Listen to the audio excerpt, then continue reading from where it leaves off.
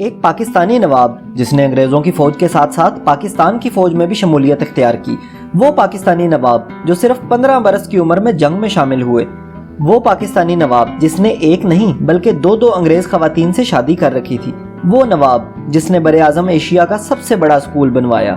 تو جی ہاں دوستو، امید ہے آپ سمجھ گئے ہوں گے ہم آج کی اس ویڈیو میں نواب آف بہاولپور جنرل نواب صادق محمد خان عباسی کی زندگی کے متعلق دلچسپ اور حیرت انگیز حقائق بتائیں گے۔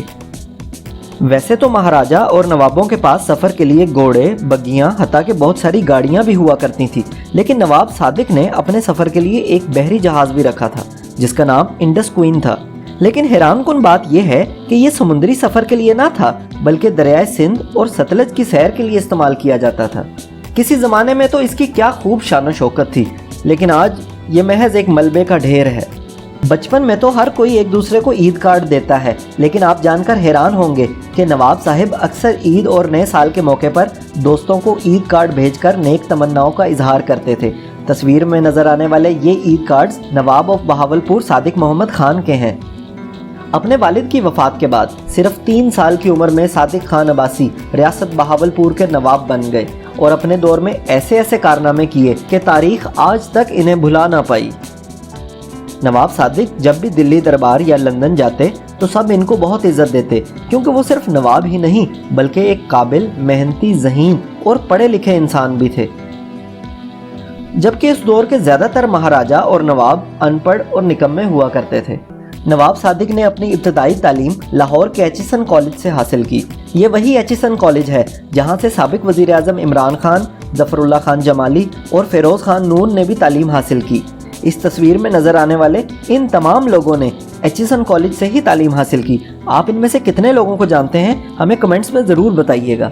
نواب آف بہاولپور سن 1919 میں صرف 15 برس کی عمر میں افغانستان کی جنگ میں شامل ہوئے۔ اس کے علاوہ جنگ عظیم دوئم میں بھی انہوں نے بطور لیفٹیننٹ کرنل برطانوی فوج میں خدمات سر انجام دی اور اس کے ساتھ ساتھ لندن میں اپنی تعلیم بھی جاری رکھی۔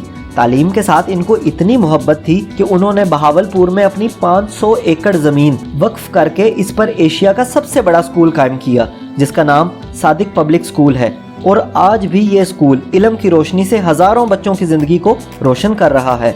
نواب صاحب کے دور میں ریاست بہاولپور میں اے لیولز تک کی تعلیم مفت دی جاتی تھی۔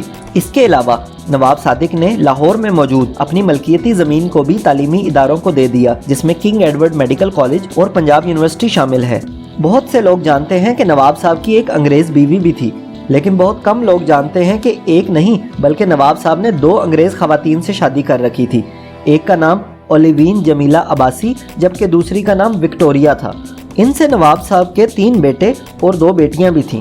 نواب صادق اور قائد اعظم محمد علی جناح ایک دوسرے کے بہت اچھے دوست سمجھے جاتے تھے۔ جب 1947 میں پاکستان اور ہندوستان 2 علیحدہ مملکتوں کا قیام ہوا تو خود مختار ریاستوں کے نوابوں کو انتخاب کا حق دیا گیا کہ وہ کس ملک میں شامل ہونا چاہیں گے، ہندوستان یا پاکستان۔ اس وقت ہندوستان کے وزیر اعظم پنڈت جواہر لال نہرو نے نواب صادق کو قائل کرنے کی بہت کوشش کی کہ وہ ہندوستان کے ساتھ الحاق کریں، لیکن انہوں نے آخرکار پاکستان ہی کا انتخاب کیا۔ 1947 میں قیام پاکستان کے وقت پاکستان کے مالی حالات بہت خراب تھے، تو اس وقت نواب آف بہاولپور نے پاکستانی حکومت کو 70 ملین روپے دیے اور اسی رقم سے اگلے 1 سال تک تمام پاکستانی سرکاری ملازموں کی تنخواہیں ادا کی گئیں۔ سال 1955 میں نواب صاحب کو پاک آرمی میں جنرل کے عہدے پر ترقی بھی دی گئی۔